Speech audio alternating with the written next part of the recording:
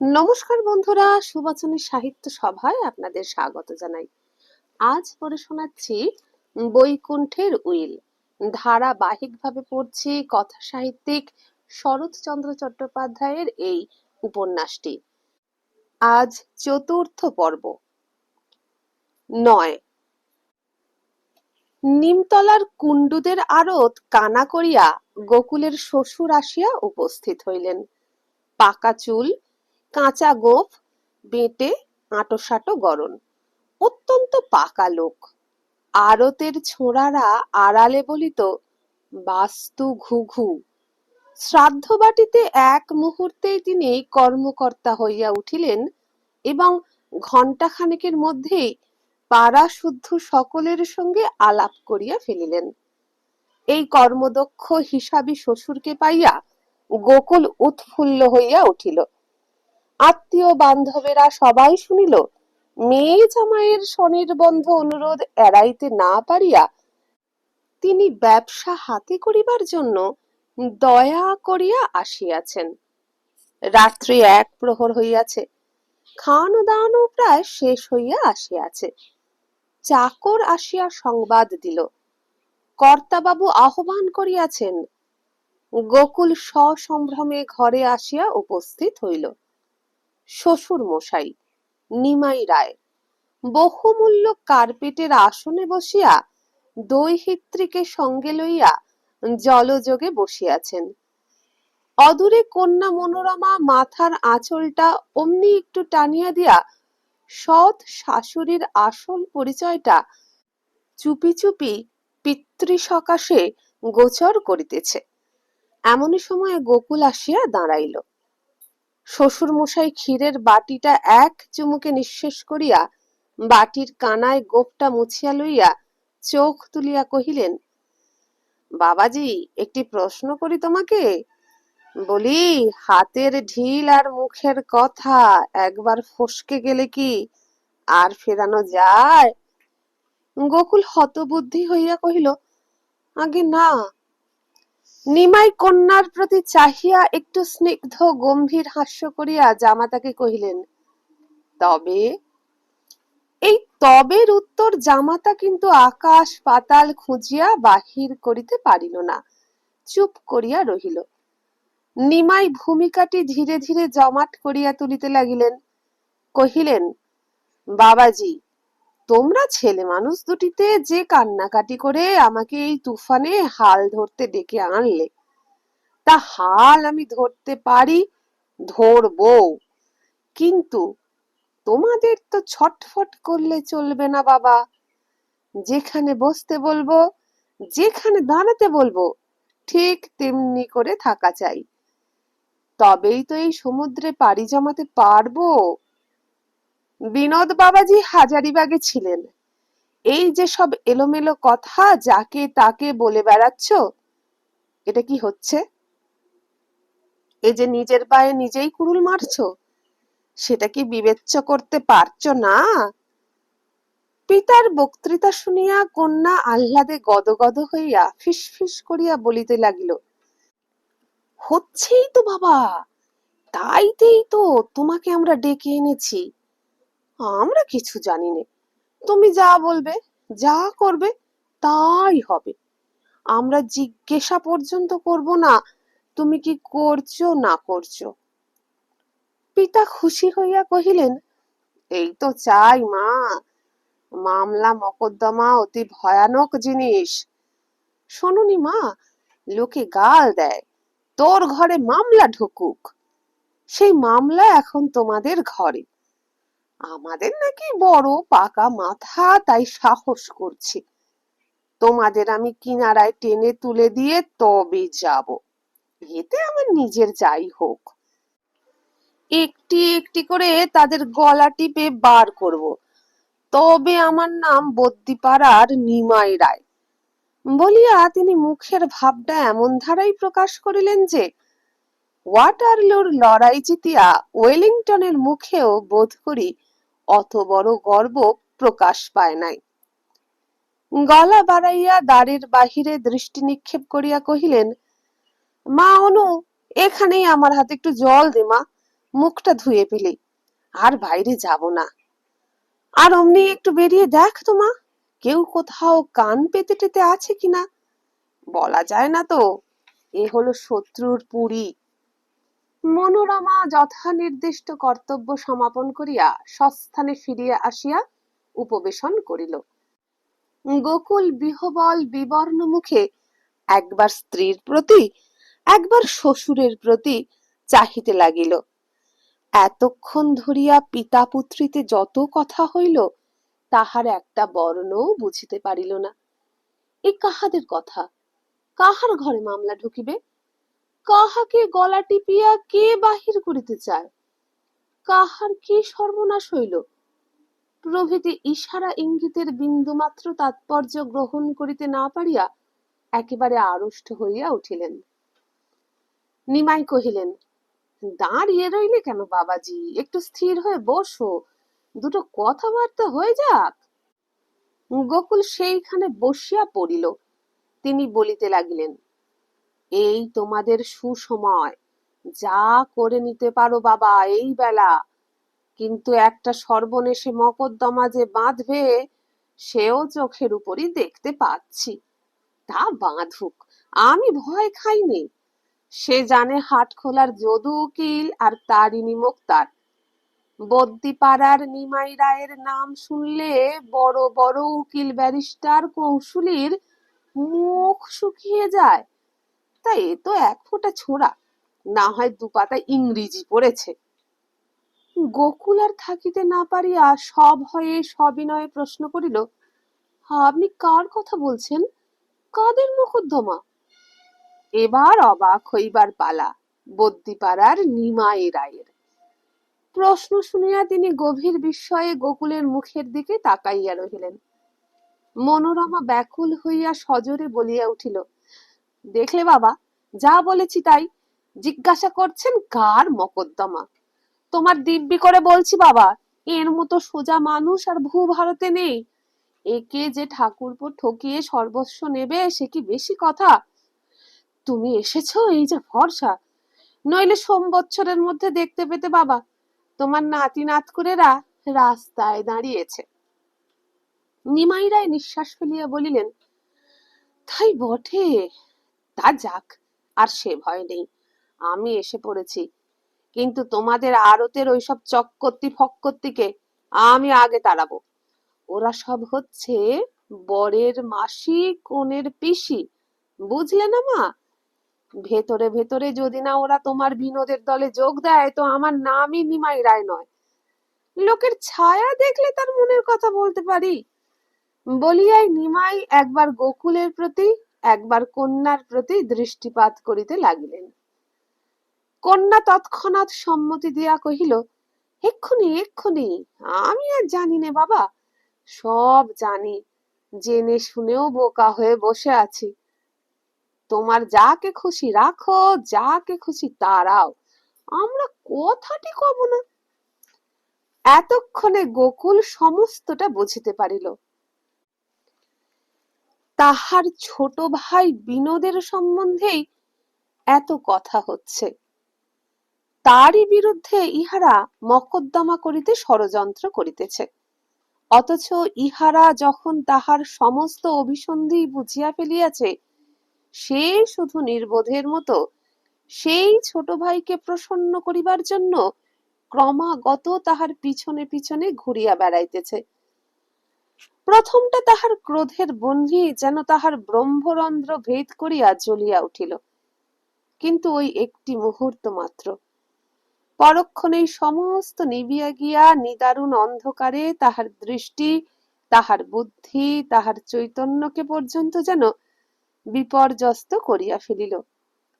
তাহার দুই কানের মধ্যে কত লোক যেন ক্রমাগত চিৎকার করিতে লাগিল, বিনোদ তাহার নামে আদালতে নালিশ করিয়াছে।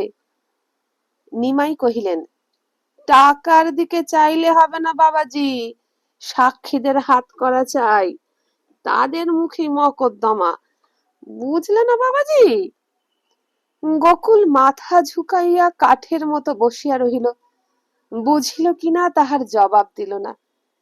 বোধ করি কথাটা তাহার কানেও যায় নাই। কিন্তু তাহার কন্যার কানে গিয়াছিল। সে ঢালা হুকুমও দিল।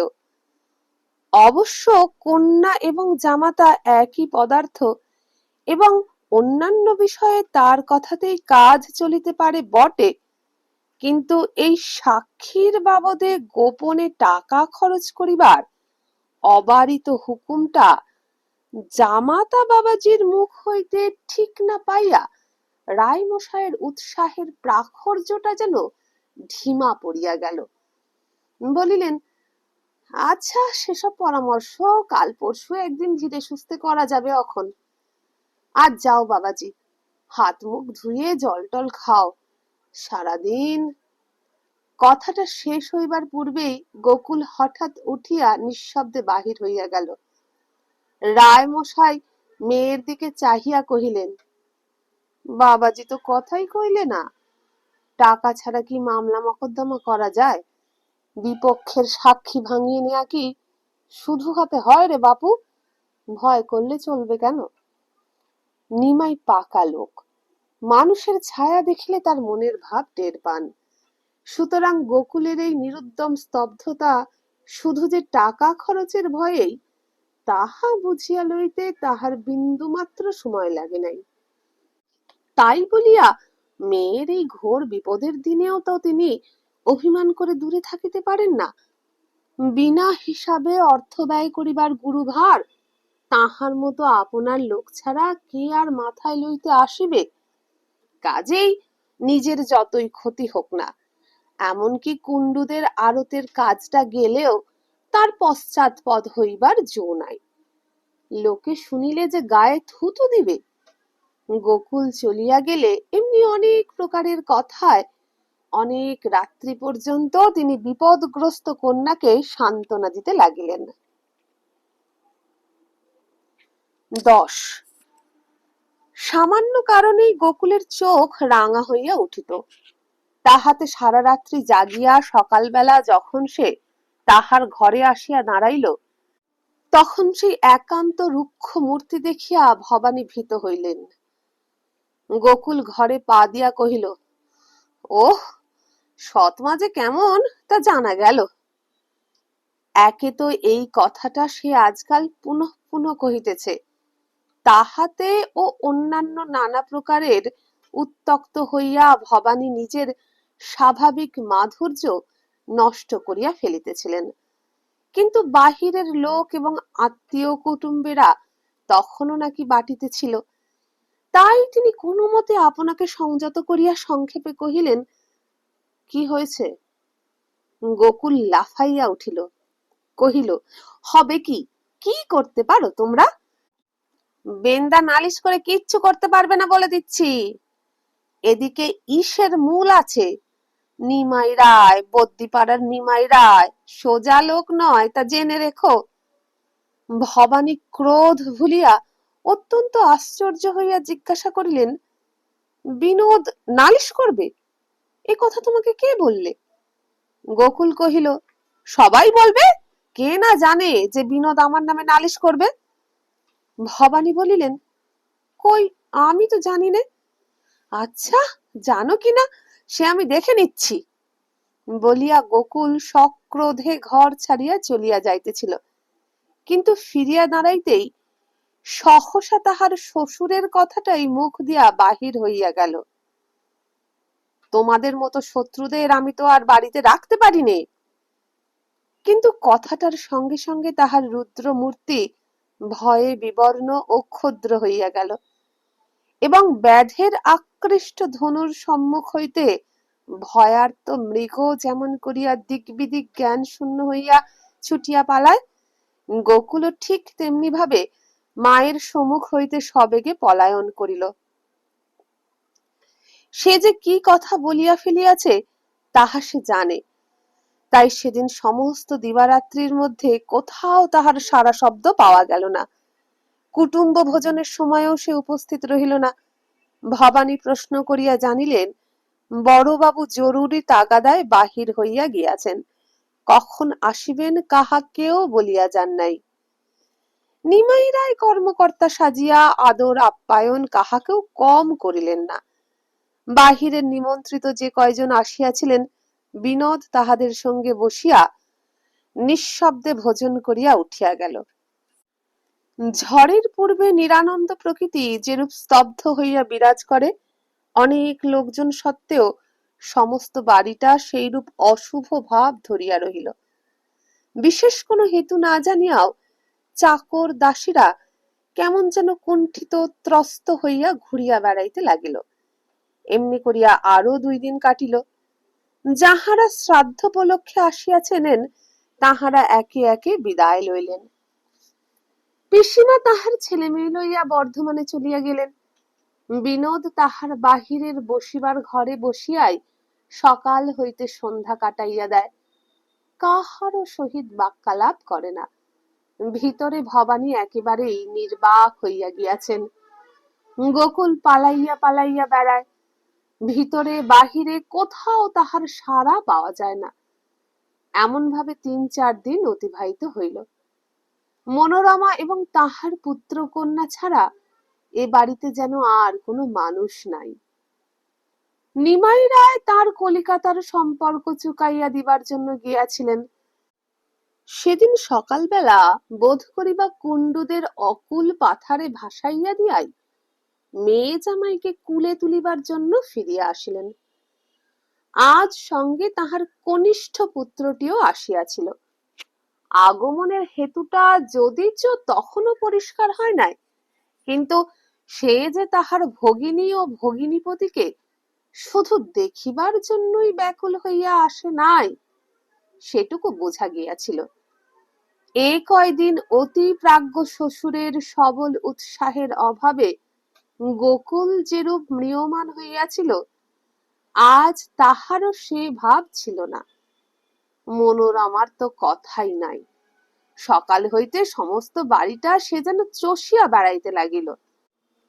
খাওয়া দাওয়ার পর মনোরমার ঘরের মধ্যেই ইহাদের বৈঠক বসিল এবং অল্পকালের বাদানুবাদেই সমস্ত স্থির হইয়া গেল। আজ চক্রবর্তীর তলব হইয়াছিল। তাহাকে বিদায় দেবার পূর্বে সমস্ত কাগজপত্র নিমাই তন্ন তন্ন করিয়া বুঝিয়া লইতে লাগিলেন। একান্ত পীড়িত ও নিতান্ত উদ্ভ্রান্ত চিত্তে সে বেচারি কথার জবাব দিতে পারিল না। না পারিল সে ঠিক মতো হিসাব বুঝাইতে, না পারে সব কথার জবাব দিতে। ক্রমাগতই সে ধমক খাইতেছিল এবং বাপ বেটার করা জেরার চোটে সে যে একজন পাকা চোর, ইহাই নিজেকে প্রতিপন্ন করিতেছিল। নিমাই কহিলেন, আমি ছিলাম না, তাই অনেক টাকাই তুমি আমার খেয়েছ, কিন্তু আর নয়, যাও, তোমাকে আমি জবাব দিলুম। চক্রবর্তীর 2 চোখ দিয়া টস টস করিয়া জল গড়াইতেছিল। কহিল, বাবু, আমি আজকের চাকর নই, কর্তামশাই আমাকে জানতেন। গোকুল ঘাড় হেঁট করিয়া রহিল। রায় মহাশয়ের কনিষ্ঠ পুত্র মুখ খিচাইয়া কহিল, তোমার কর্তামশায়ের মতো কি বাবাকে গরু পেয়েছ? হ্যাঁ, আর মায়া বাড়াতে হবে না, সরে পড়ো।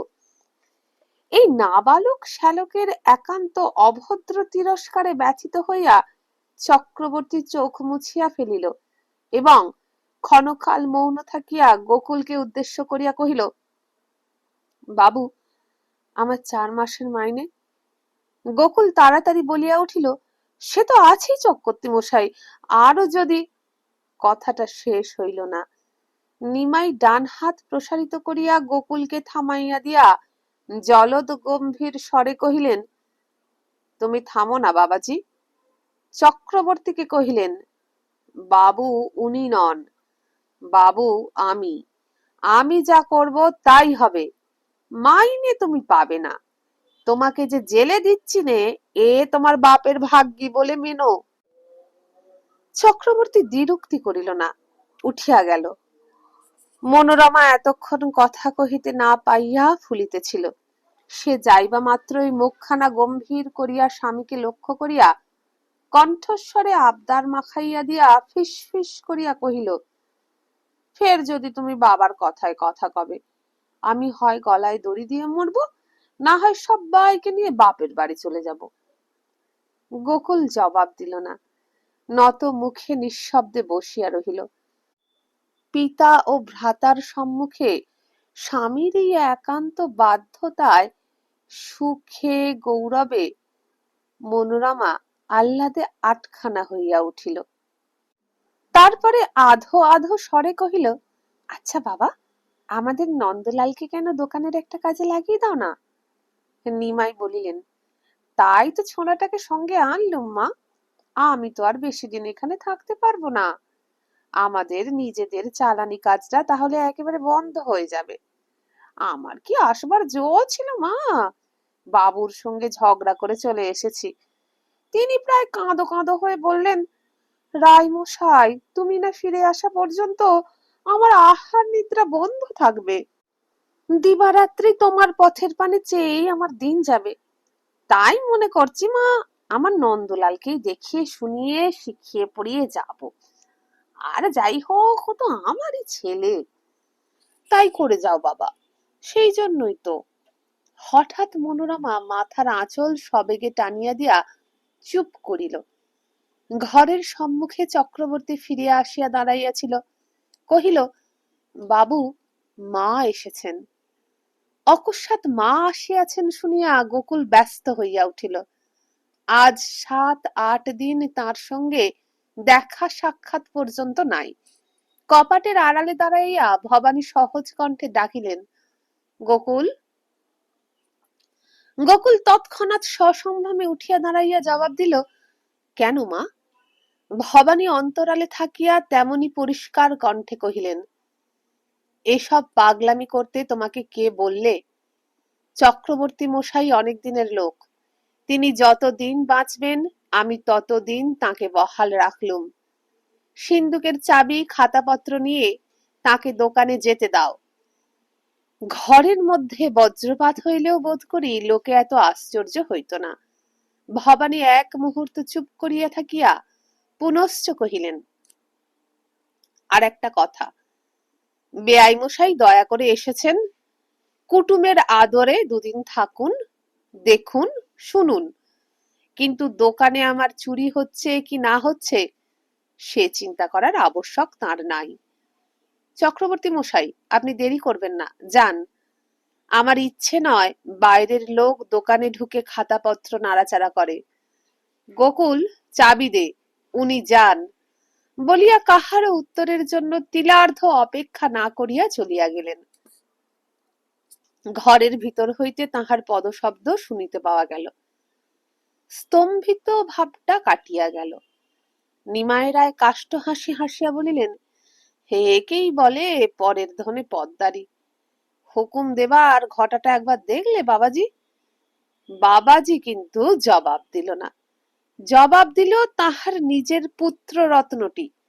সে কহিল, এ তো জানা কথাই বাবা, তুমি থাকলে তো আর চুরি চলবে না। বলি হারি হুকুমকে। পিতা সায় দিয়া ঘাড় নাড়িয়া কহিলেন, তাই বটে। এবং চক্রবর্তীর প্রতি দৃষ্টি পড়ায় জ্বলিয়া উঠিয়া মুখভঙ্গি করিয়া বলিলেন, আর দাঁড়িয়ে রইলে কেন হে স্যাঙাত, বিদায় হও না। আবার ডেকে আনা হয়েছে, নিমক হারাম। জেলে দিলুম নাকি না তাই। দূর হও সম্মুখ থেকে। বামুন বলে মনে করেছিলুম, যাকে মুরুকে, যা করেছে তা করেছে, না হয় 2-5 টাকা দিয়ে দেব, কিন্তু আবার তোমাকে স্ত্রী ঘরে পড়াই কর্তব্য ছিল আমার। কিন্তু মনোরমা স্বামীর ভাব দেখিয়া কথাটি কহিতে সাহস করিল না। গোকুল সেই যে মাথা হেঁট করিয়া দাঁড়াইয়াছিল, ঠিক তেমনি করিয়া একভাবে কাঠের পুতুলের মতো দাঁড়াইয়া রহিল। চক্রবর্তী কাহারও কোনো কথার জবাব না দিয়া প্রভুকে উদ্দেশ্য করিয়া নম্র স্বরে কহিল, তাহলে খাতাপত্রগুলো আমি নিয়ে চললুম, সিন্দুকের চাবিটা দিন। গোকুল বিনা বাক্য ব্যয়ে কোমর হইতে চাবির তোড়াটা চক্রবর্তীর পায়ের কাছে ছুঁড়িয়া ফেলিয়া দিল। চক্রবর্তী চাবি ট্যাঁকে গুঁজিয়া খাতা বগলে পুরিয়া হাসি চাপিয়া হেলিয়া দুলিয়া প্রস্থান করিল। তাহার এই প্রস্থানের অর্থ যথেষ্ট প্রাঞ্জল। সুতরাং কাহাকেও কোনো প্রশ্ন না করিয়াই বদ্যিপাড়ার নিমাই রায়ের কালো মুখের উপর কে যেন সংসারের সমস্ত কালি ঢালিয়া দিয়া গেল। অতঃপর এই মন্ত্রণা গৃহের মধ্যে যে দৃশ্যটি ঘটিল তাহা সত্যিই অনির্বচনীয়। পিতা ও ভ্রাতার এই অচিন্তনীয় বিকট লাঞ্ছনায় মনোরমা জ্ঞান শূন্য হইয়া স্বামীর প্রতি উৎকৃষ্ট তিরস্কার, গঞ্জনা, সর্বপ্রকার বিভীষিকা প্রদর্শন, অনুনয়, বিনয় এবং পরিশেষে মর্মান্তিক বিলাপ করিয়াও যখন তাহার মুখ হইতে পিতার সপক্ষে একটা কথাও বাহির করিতে পারিল না, তখন সে মুখ গুজিয়া মৃতপ্রায় হইয়া পড়িল। গোকুল লজ্জায় ক্ষোভে কাঁদো কাঁদো হইয়া বলিল, মা যে শত্রুতা করে এমন হুকুম দেবেন সে আমি কি করে জানবো?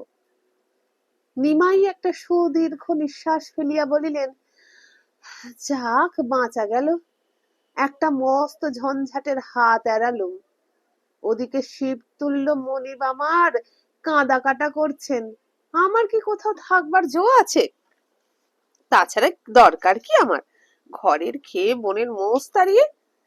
কিন্তু তা মা মনু, ছেলে পুলের হাত ধরে যদি পথে দাঁড়াও, সে তো দাঁড়াতেই হবে। চোখের উপর দেখতে পাচ্ছি, তখন কিন্তু আমাকে দোষ দিতে পারবে না, বলতে পারবে না যে বাবা একবার ফিরেও তাকালে না। সে বাবা আমি নই, তা বলে যাচ্ছি, তা মেয়েই হও আর জামাই হও। বলিয়া তিনি জামাতার প্রতি একটা তীব্র বক্র কটাক্ষ করিলেন। কিন্তু সে কটাক্ষ ছেলে ছাড়া আর কাহারও কাজে লাগিল না। তিনি তখন আবার প্রদীপ্ত কণ্ঠে বলিতে লাগিলেন, এখনো বেঁকে বসেনি বটে, কিন্তু বেঁকলে নিমাই রায় কারু নয়, ব্রহ্মা বিষ্ণুরও অসাধ্য। তা তোমরা দুজনে একবার গোপনে ভেবে দেখো। বাবা নন্দলাল, আড়াইটে বেজেছে, 3:30 গাড়িতে আমি যাব। জিনিসপত্র গুছিয়ে নাও।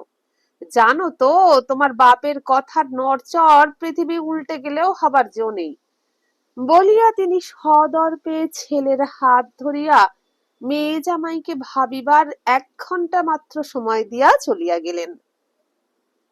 কিন্তু কোনো কাজই হইল না। 1 ঘন্টা অতি অল্প সময়। 3 দিন পর্যন্ত উপস্থিত থাকিয়া অবিশ্রাম মান, অভিমান, রাগারাগি এবং কটূক্তি করিয়াও গোকুলের মুখ হইতে দ্বিতীয় কথা বাহির করা গেল না। শ্বশুরের এই অত্যন্ত অপমানে তাহার নিজেরই লজ্জা এবং ক্ষোভের সীমা পরিসীমা ছিল না। কিন্তু মায়ের সুস্পষ্ট আদেশের বিরুদ্ধে সে যে কি করিবে তাহা কোনো দিকে চাহিয়া দেখিতে পাইল না। তাই সর্বপ্রকার লাঞ্ছনা ও গঞ্জনা নীরবে সহ্য করিতে লাগিল। বন্ধুরা, এখানেই শেষ হয়ে গেল আজকের পর্বটি। কেমন লাগলো অবশ্যই কমেন্ট করে জানাবেন। যদি ভালো লাগে একটা লাইক করবেন, বন্ধুদের সঙ্গে বেশি বেশি করে ভিডিওটা শেয়ার করবেন। আর যদি আমার চ্যানেলে এখনো সাবস্ক্রাইব করে না থাকেন, সাবস্ক্রাইব করে আমার মনোবল বাড়াবেন। আজকের মতো বিদায় নিলাম। নমস্কার।